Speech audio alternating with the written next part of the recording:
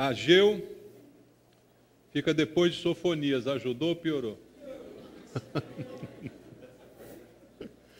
Ageu capítulo 1, versículo 3. Só mais meia hora. Capítulo 1, verso 3, até o capítulo 2, verso 9. A Bíblia diz: Veio, pois, a palavra do Senhor por intermédio do profeta Ageu, dizendo: Acaso é tempo de habitardes vós em casas apaineladas, enquanto esta casa permanece em ruínas? Ora, pois, assim diz o Senhor dos Exércitos: Considerai o vosso passado. Tendes semeado muito e recolhido pouco. Comeis, mas não chega para fartar-vos. Bebeis, mas não dá para saciar-vos. Vestivos, mas ninguém se aquece. E o que recebe salário, recebe-o para pô-lo num saquetel furado. Assim diz o Senhor dos Exércitos: Considerai o vosso passado. Subi ao monte, trazei madeira e edificai a casa. Dela me agradarei e serei glorificado, diz o Senhor. Esperaste o muito, e eis que veio a ser pouco. E esse pouco, quando trouxestes para casa, eu com um assopro o dissipei. Por quê? Diz o Senhor dos Exércitos. Por causa da minha casa, que permanece em ruínas, ao passo que cada um de vós corre por causa de sua própria casa. Por isso, os céus sobre vós retêm o seu orvalho, e a terra os seus frutos. Fiz vir a seca sobre a terra e sobre os montes, sobre o cereal, sobre o vinho, sobre o azeite e sobre o que a terra produz, como também sobre os homens, sobre os animais e sobre todo o trabalho das mãos.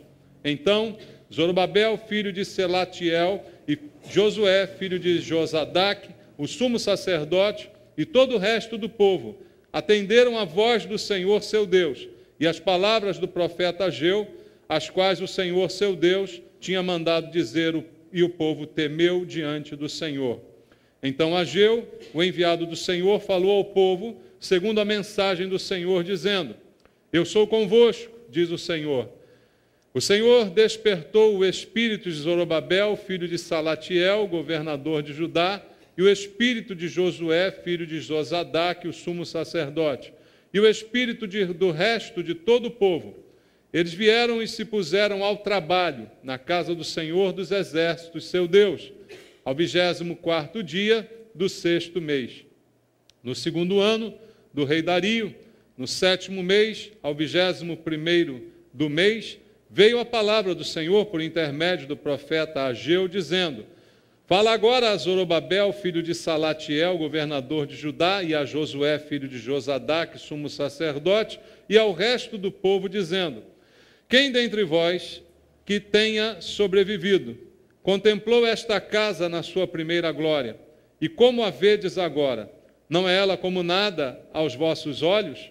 Ora, pois, sê forte, Zorobabel, diz o Senhor, e sê forte, Josué, filho de Josadaque, o sumo sacerdote, e tu, todo o povo da terra, sê forte, diz o Senhor, e trabalhai, porque eu sou convosco, diz o Senhor dos Exércitos, segundo a palavra da aliança que fiz convosco, quando saíste do Egito, o meu espírito habita no meio de vós. Não temais, pois assim diz o Senhor dos Exércitos: ainda uma vez, dentro em pouco, farei abalar o céu, a terra, o mar e a terra seca. Farei abalar todas as nações, e as coisas preciosas de todas as nações virão. E encherei de glória esta casa, diz o Senhor dos Exércitos. Minha é a prata, meu é o ouro, diz o Senhor dos Exércitos. A glória desta última casa será maior do que a da primeira, diz o Senhor dos Exércitos. E nesse lugar darei a paz, diz o Senhor dos Exércitos. Amém. Pai amado, estamos diante da Tua palavra, e agora queremos ouvir a Tua voz falando ao nosso coração, revelando a verdade, revelando os Teus propósitos ao nos deixar estas palavras. Que o Espírito Santo fale ao nosso coração, nos convencendo plenamente da verdade encontrada em Tua palavra. E que a minha vida seja um instrumento em Tuas mãos.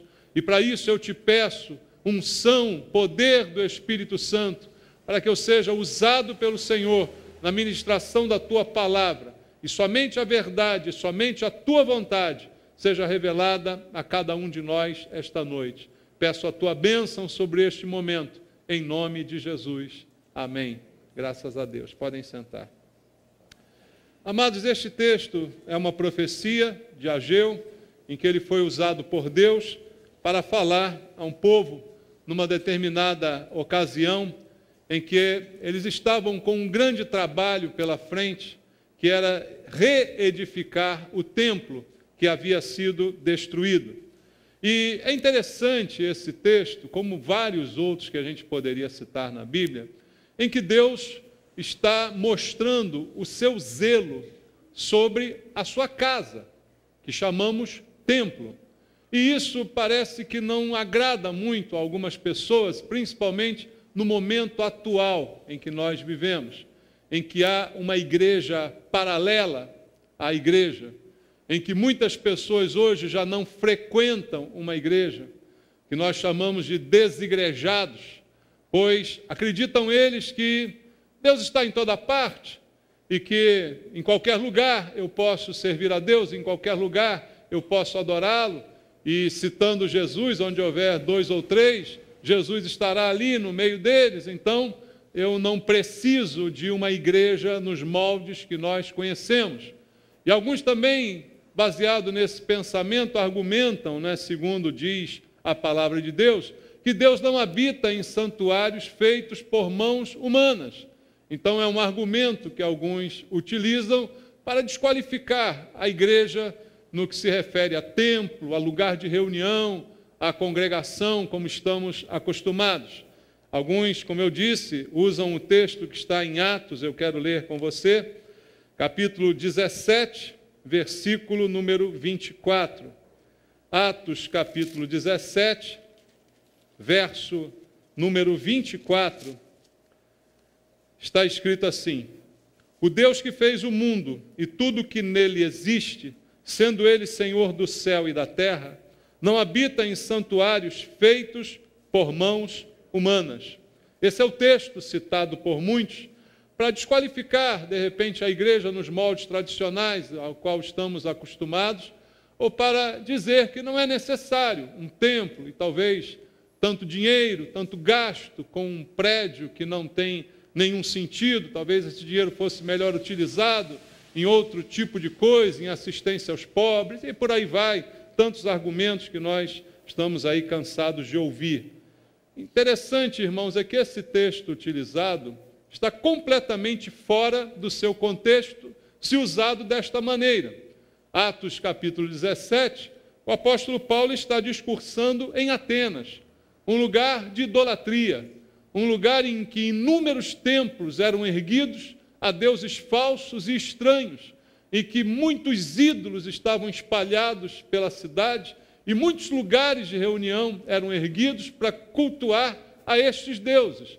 Então, o que Paulo está dizendo se refere a uma contraposição a essa prática dos atenienses de imaginar que no templo era um lugar onde eles podiam cultuar a esses deuses estranhos. Então, por isso, Paulo está falando de um Deus que é diferente, que um Deus que vai além de um lugar, que vai além de uma imagem, que não pode ser representado por uma figura, por um boneco de barro, ou de gesso, ou de madeira.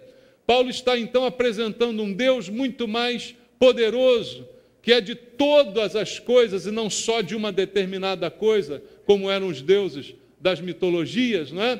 Então, o que Paulo está dizendo é que esse Deus é tão grande que ele não cabe dentro de um santuário.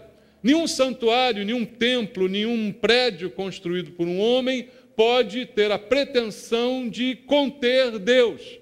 É disso que Paulo está falando, mas em nenhum momento ele está usando estas palavras para desqualificar aquilo que conhecemos como igreja hoje. E o exemplo que eu trago para você é um desses aqui, o texto de Ageu que nós lemos. Porque, embora seja verdade que Deus não habita, não é?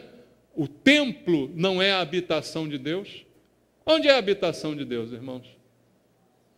É você a habitação de Deus, entende? Você é o templo de Deus. Deus habita em você, Deus não habita no prédio. Isso é verdade. Embora isso seja verdade, o discurso é utilizado para contradizer algo que Deus diz e diz claramente na sua palavra. E esse texto que nós lemos aqui mostra que, apesar disso, quando o homem se propõe a edificar um lugar e dedicá-lo a Deus, Deus não apenas recebe aquela dedicação, como abençoa e zela por aquele lugar. A história da construção do templo em Israel mostra isso para nós. Deus é zeloso. Veja, Davi tinha a intenção de construir, mas Deus não lhe permitiu, por causa das suas mãos com sangue. Coube essa tarefa a seu filho. E quando o templo foi inaugurado, você lê aquilo que está escrito na Bíblia, veja como Deus se comprometeu com aquele lugar, como Deus empenhou sua palavra, dizendo que a oração que se fizesse ali seria ouvida e que ele sararia do céu aquela terra, se os povos que se chama pelo seu nome se humilhasse, orasse e buscasse a Deus naquele lugar. Então, Deus se compromete com isso. E Deus vela e zela por esse lugar que foi dedicado ao Senhor. Não que ele habite naquele lugar, mas o que a Bíblia nos mostra é este zelo de Deus para com estas coisas. Então, esse texto aqui que a gente viu, mostra Deus levantando o profeta Ageu para repreender o povo, porque naquele momento estavam negligenciando a restauração da sua casa. Pensa que incoerência. Se o discurso dessa gente fosse coerente, fosse verdadeiro, por que Deus iria repreender o seu povo por não estar cuidando da sua casa? Se Deus não tivesse nem aí para isso, ele não falava nada, concorda comigo? Ele não mencionava isso, não cobrava isso de ninguém. Se ele dissesse, vocês construíram esse templo aí, mas eu não tenho nada com esse templo não, isso aí é coisa de vocês. Ele não ia ligar se estava completo, se não estava, se estava faltando um pedaço, se estava restaurado. Mas não é isso que a Bíblia mostra. Em outros mais textos você encontra este zelo de Deus com o templo que hoje tantos desvalorizam, que hoje tantos ignoram. Mas Deus levanta um profeta para dar uma repreensão no seu povo, porque a reconstrução do templo estava sendo negligenciada por aquelas pessoas.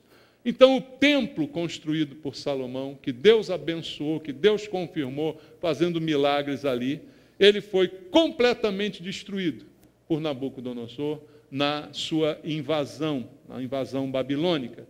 E depois, nesta oportunidade em que o povo pôde voltar para a sua terra e foi permitido o reinício de uma reconstrução daquele templo, nesse momento histórico em que Ageu é levantado, o templo está sendo restaurado. Depois de completamente destruído, ele está sendo reconstruído. Só que a questão maior desse capítulo de Ageu é que já tinham se passado 16 anos que a reconstrução tinha começado. E, veja só, tem uma expressão no mundo aí que fala que isso aí é igual obra de igreja. Você já viu essa expressão? Por que se fala assim? Obra de igreja. Por quê? Demora, né? Isso aí não acaba, isso é obra de igreja, demora. Eu acho que Deus não gosta dessa expressão. Sabia disso? De repente, quem olhou a reconstrução do templo, isso aí demora, isso é obra de igreja, vai demorar muito. 16 anos. O que você acha? 16 anos para reconstruir um templo, hein? Deus não estava satisfeito com isso. Deus disse assim, está demorando muito esse negócio aí, não é possível. Não é possível. E o problema não é estar demorando, o problema é por que está demorando. E aí Deus chama a atenção do povo através do profeta, mostrando por quê. Porque, veja, para Deus tempo não é problema. Deus tem problema com tempo, irmãos? Não tem. A Bíblia não diz que 1000 anos como um dia como 1000 anos. 16, o que é 16 anos para Deus? Não é nada. Então o problema não é o tempo, não é porque está demorando 16 anos para reconstruir, mas é o porquê está demorando. Veja, Deus não se importa quando as coisas demoram, mas Ele se importa quando as coisas demoram por causa de uma negligência, por causa de um desleixo, por causa de uma falta de responsabilidade. Veja, se Deus olha para você e vê que você está fazendo todo o possível, está se esforçando ao máximo, mas mesmo assim não está conseguindo e as coisas estão demorando a acontecer na sua vida, tudo bem. Mas, de repente, se Ele olha para você e vê que você está morcegando, que você é preguiçoso, desleixado, e aí as coisas estão demorando, aí Deus não gosta, irmãos. E é exatamente por isso a repreensão de Ageu. Voltando ao texto, no versículo 4, está escrito assim, olha como Deus fala com o povo. Acaso é tempo de habitardes vós em casas apaineladas, enquanto esta casa permanece em ruínas? Aqui Deus foi fundo na questão. Ele comparou o templo com a casa das pessoas, porque todos voltaram para aquela terra. Mas ao chegarem lá, todos rapidamente reconstruíram suas próprias casas. Botaram suas próprias casas um brinco. E a expressão apainelada é casas cheias de painéis. Parece decoração moderna. Já viu decoração moderna? Agora está na moda painel, né? Tu bota um painel na sala, bota um painel no quarto, no corredor, né? Uma paisagem, ou então a parede forrada, né? E lambri. Olha que coisa linda, né? A casa está um brinco. Você reconstruiu a sua casa, ela está uma coisa linda. Mas o templo está abandonado. Talvez você não tenha tempo. Você está tão preocupado em construir a sua que você não liga para a minha, é o que Deus está dizendo. Você gasta tanto dinheiro construindo a sua que você não tem dinheiro para construir a minha. É isso a repreensão de Deus. Então ele pergunta, acaso, por acaso, você acha que é tempo das coisas acontecerem dessa maneira? Você habitar numa casa toda bonitinha e essa casa, 16 anos depois, ainda está desse jeito? Essa é a pergunta que Deus está fazendo para aquelas pessoas. Então, eu te pergunto, Deus se importa ou não se importa com o templo? Deus valoriza ou não valoriza o templo? Deus considera ou não o templo uma casa para Ele, que Ele chama de sua? Está escrito na Bíblia, irmãos. Qualquer palavra contrária é antibíblica. Além de valorizar, Deus ainda cobra daquelas pessoas um zelo por aquele lugar. E aí olha o que ele diz no versos 5 e 6. Ora, pois assim diz o Senhor dos Exércitos, considerai o vosso passado. Ele já chega para as pessoas e pensa um pouquinho de onde você veio, meu filho. Pensa um pouquinho no que você passou naquele tempo de Babilônia, de exílio, de escravidão. Lembra um pouquinho do seu passado. Lembra um pouquinho atrás o quanto eu já abençoei Israel. Quantas coisas já fiz. Pensa um pouquinho na sua vida até o dia de hoje. Lembra um pouco do seu passado.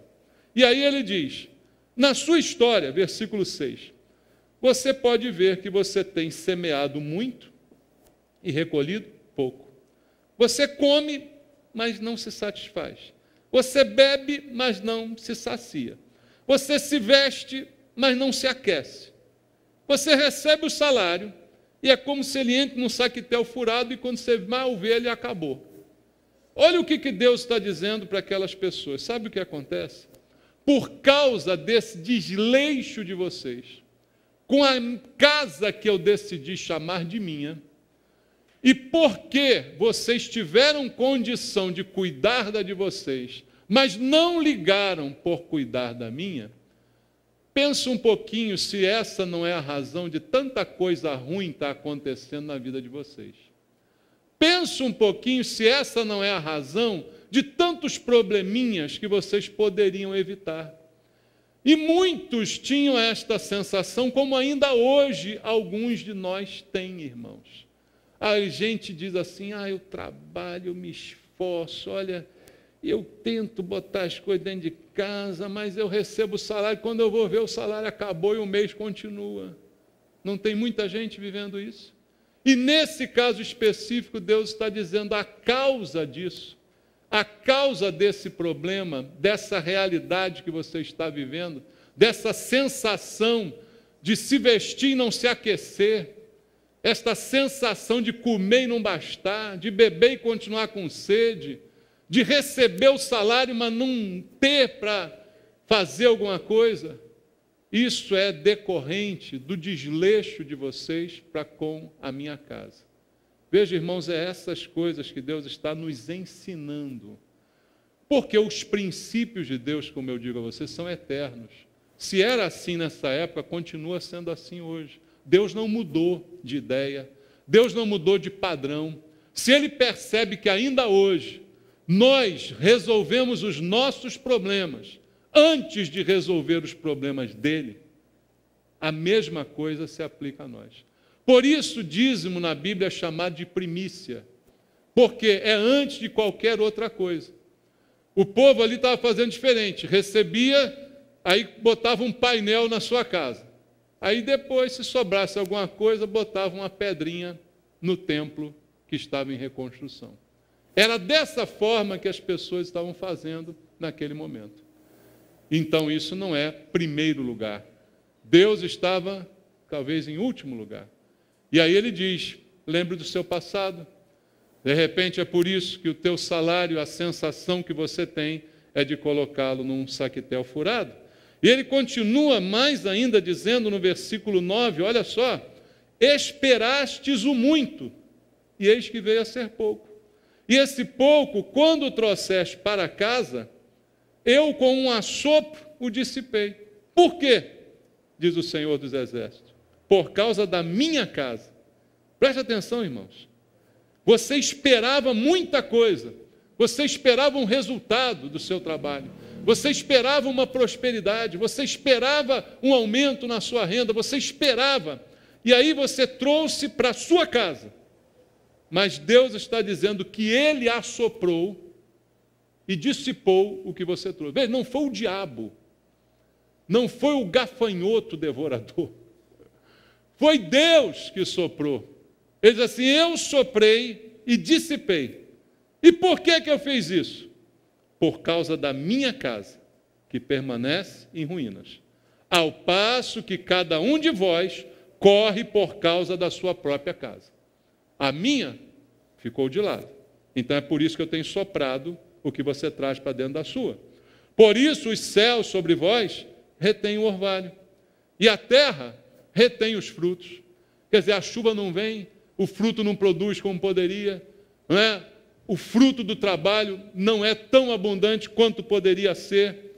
E aí ele diz, fiz vir a seca sobre a terra e sobre os montes, sobre o cereal, sobre o vinho, sobre o azeite, e sobre o que a terra produz, como também sobre os homens, sobre os animais, sobre todo o trabalho das mãos. Deus diz assim, eu sequei tudo. E olha, não é praga de seca-pimenteira, não. Foi Deus que secou. Foi Deus que secou, de sequei os homens, sequei os animais, sequei a terra, sequei tudo. Está tudo seco. Fui eu que soprei, fui eu que sequei, e a razão, eu digo, é esta. Você correu pela sua casa, mas você não ligou para a minha. Essa é a mensagem de Ageu àquele povo. E qual a solução proposta por Deus nesse texto?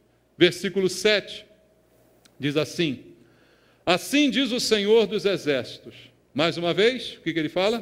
Considerai o vosso passado. Olha para trás. Subi ao monte, trazei madeira, edificai a casa, e dela me agradarei, e serei glorificado, diz o Senhor. Qual a solução proposta? Edifiquem a minha casa. Subam o monte, lembrem do passado, lembrem de quem sou eu, façam por mim, estejam preparados, trabalhem, subam, peguem madeira, edifiquem, e então eu serei por vocês, é o que está dizendo. Eu me agradarei da casa, serei glorificado nela e a bênção virá sobre vocês. Esse é um princípio. Qual o resultado dessa profecia? Eu imagino, irmãos, que quando ouviram isso pela primeira vez, deve ter sido um choque, né? Deve ter ficado todo mundo, caramba, a coisa está esquisita. Mas o resultado era o resultado realmente que Deus esperava. Aconteceu ali um temor no coração das pessoas ao ouvirem a palavra de Deus. Tem alguns que, quando ouvem a palavra de Deus, se revoltam contra Deus. Quando são repreendidos, ficam com mais raiva ainda, né? Fazem mais pirraça ainda.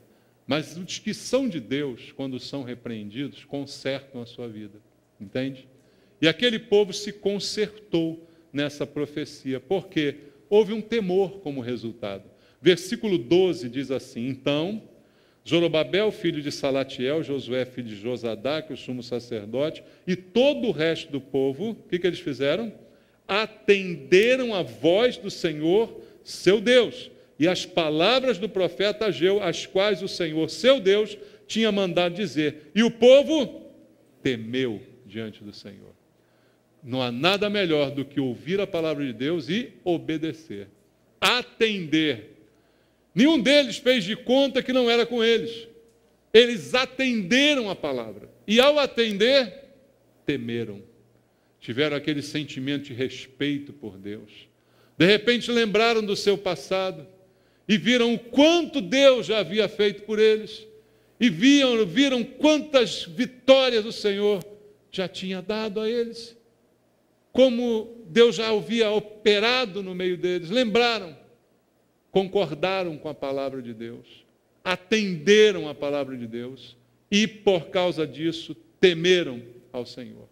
E o que vem a seguir? Versículo 13, diz assim: então, Ageu, enviado do Senhor, falou ao povo segundo a mensagem do Senhor, dizendo: eu sou convosco, diz o Senhor. Olha a bênção agora, viu? Como eles atendem e temem, aí Deus manda um incentivo. Olha, eu sou com vocês.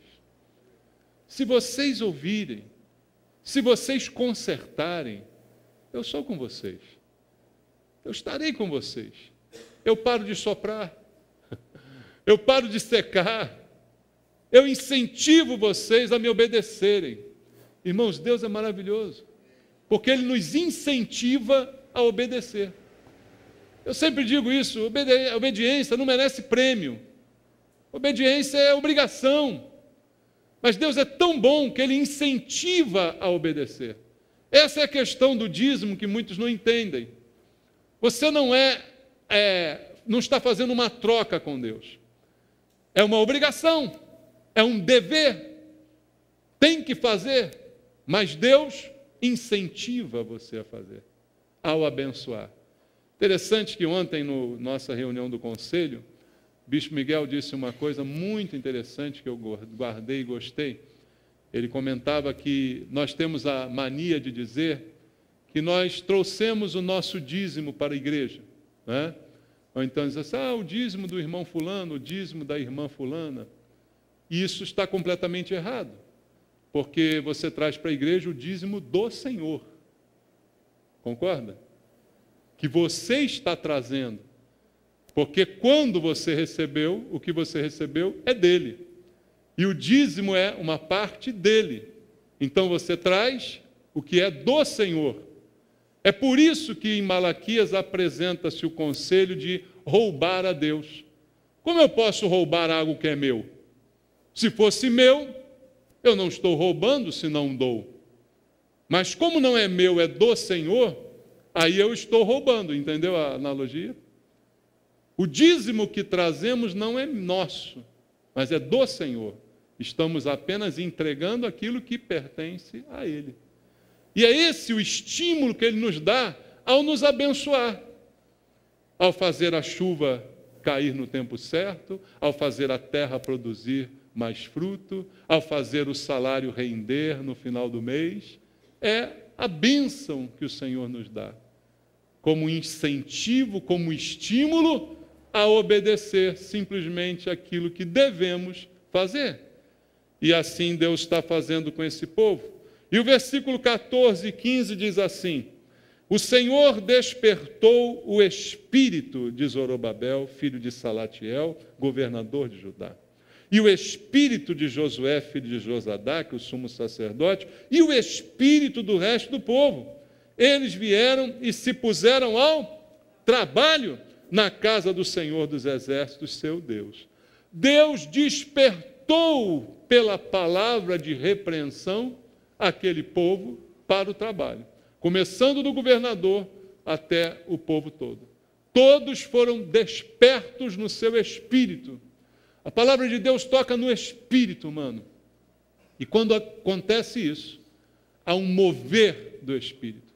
O que nós, às vezes, não entendemos sobre o mover do espírito, a gente pensa que mover do espírito é um vento, é uma música suave, né? É uma sapateada, um arrepio, upa, lelê. Não. O mover do espírito é Deus movendo o seu espírito para que você faça a sua vontade. Deus, então, animou aquelas pessoas, como está escrito aqui. Ele despertou o espírito delas, e então elas vieram e se puseram ao trabalho na casa do Senhor. Elas foram despertas para o trabalho. É como se elas estivessem dormindo. Eu já construí minha casa, já estou aqui me estabilizando de novo, mas o templo está lá 16 anos, ninguém completa. Deixa, depois, um dia a gente faz isso. Tal. E dormindo. Então Deus despertou. É como se aquelas pessoas acordassem de um sono e dissessem, temos que acabar com esse negócio, temos que acabar essa obra, temos que botar a mão na massa, temos que fazer, temos que dar um jeito nisso. Então, despertas por Deus, elas foram ao trabalho. Irmãos, esses princípios, como eu disse, continuam valendo para o dia de hoje. Deus deseja despertar cada um do seu povo para essa realidade. Talvez você esteja dizendo, essa mensagem aí é porque está com a obra ali. É mesmo. É verdade. É isso mesmo. Sabe por quê? Porque tem uma obra para ser feita ali. E a gente chama aquele lugar de casa de Deus também. Porque a gente está consagrando e dedicando a Deus. Tá ou não está? Se Deus deu, é porque há um propósito para ali. E o propósito, veja o que Deus diz assim, meu nome será glorificado naquele lugar. Deus deu este aqui para que o nome dele seja glorificado aqui. E eu acredito que tem sido até o dia de hoje. E agora deu aquele ali para que ali o nome seja glorificado também, em todo o uso que nós fizermos daquele lugar. Mas o povo somos nós. E também nós precisamos agora de um despertamento. Talvez seja necessário para alguns de nós um despertamento. Porque nem todos estão dormindo, mas talvez alguns estejam. Talvez alguns se enquadrem naquilo que Deus está dizendo aqui. E aí eu pergunto, vamos esperar 16 anos para aquela obra terminar? Não. Não foi assim aqui. Quando Deus nos deu as chaves deste imóvel, no dia 11 de maio de 2007, no dia 15 de julho de 2007, 2 meses depois, ele estava sendo inaugurado com um templo praticamente do jeito que você está vendo aqui. Milagre de Deus. Não é obra de igreja. Eu não aceito esse termo obra de igreja. Pelo menos não é obra da nossa igreja. Amém? A obra da nossa igreja é rápida. Amém? A obra da nossa igreja, antes do fim do ano, vai acabar aquela casa ali. Você acredita? Não vai demorar, não.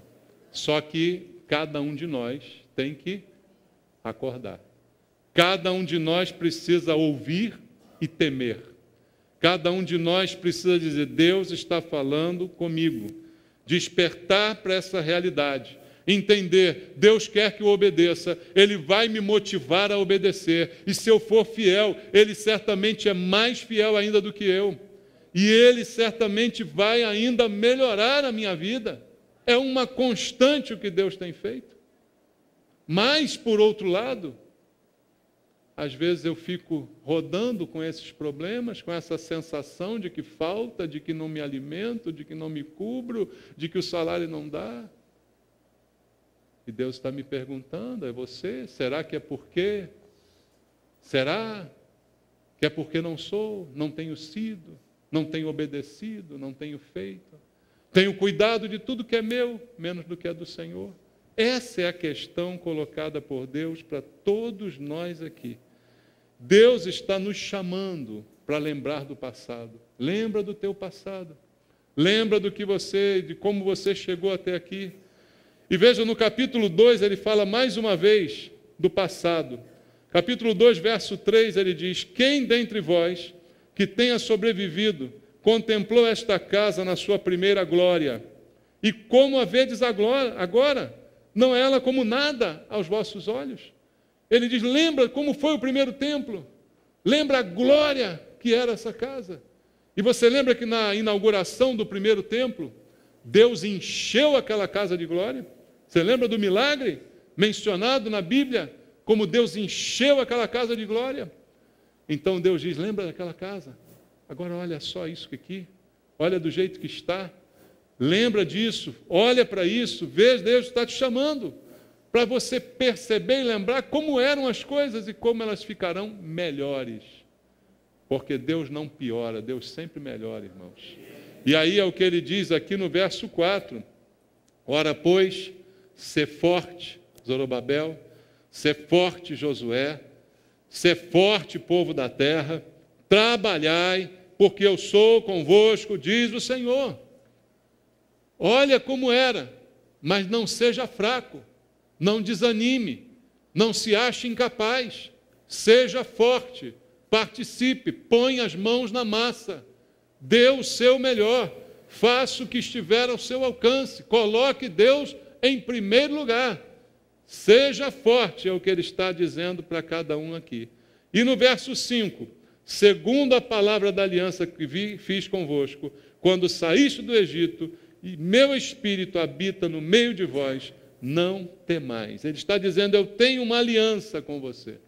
Desde que eu tirei você do Egito, desde que você foi liberto, e veja, aquele povo que estava vivo naquela época, não era nenhum deles esteve no Egito.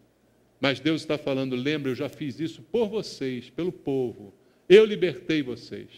Quando Deus fala do Egito, Ele fala do nosso passado, do nosso pecado, da nossa vida antes da conversão. Ele diz, olha quem você é agora. Olha o que eu fiz por você, eu te libertei, você era escravo do Egito. Você era escravo de Faraó, escravo de Satanás, agora você é livre. E o meu espírito está em você. Então você é forte, você é capaz, você pode trabalhar, você pode fazer. Você não pode se furtar de participar. E ele continua dizendo no versículo 6, pois assim diz o Senhor dos Exércitos, ainda uma vez, dentro em pouco, farei abalar o céu e a terra, e o mar e a terra seca. Farei abalar todas as nações e as coisas preciosas de todas as nações virão, e encherei de glória esta casa, diz o Senhor. Agora ele está apontando para aquela lá em ruínas. Ele está dizendo, eu vou abalar tudo, mas eu vou encher de glória de novo. Esta casa. E ele continua dizendo, minha é a prata, meu é o ouro, diz o Senhor dos Exércitos. E agora no final, a glória desta última casa será maior do que a da primeira, diz o Senhor dos Exércitos. E neste lugar darei a paz, diz o Senhor dos Exércitos. A glória da segunda casa vai ser maior do que a primeira. Você imagina eles ouvindo aquilo diante daquelas ruínas. Eles que conheceram como foi o primeiro templo. Uma coisa maravilhosa. E ele está dizendo, esse aqui que vocês estão vendo em ruínas vai ser ainda melhor. A glória aqui ainda vai ser melhor. E vocês vão ter paz. Mas cabe a cada um de vocês edificar esse lugar. Veja, Deus diz, a paz vai vir, a glória eu vou dar, mas o trabalho é de vocês. A glória quem dá é Deus, é Ele que enche. Mas quem põe o prédio de pé somos nós. Está entendendo? A gente diz, é tua casa, então o senhor construa aí. Não, a casa é minha, mas o privilégio de construir é seu. O privilégio de botar um tijolo é seu. Entende? E se você fizer isso, eu vou encher de glória. E a glória da segunda casa será ainda maior do que a primeira. Irmãos, Deus está nos chamando para esse compromisso, para que a gente entenda como Deus zela pela sua casa e pelas coisas que Ele nos dá. Tudo que Deus nos dá, nós temos que cultivar e guardar. Deus deu ao homem o jardim e disse, cultive e guarde.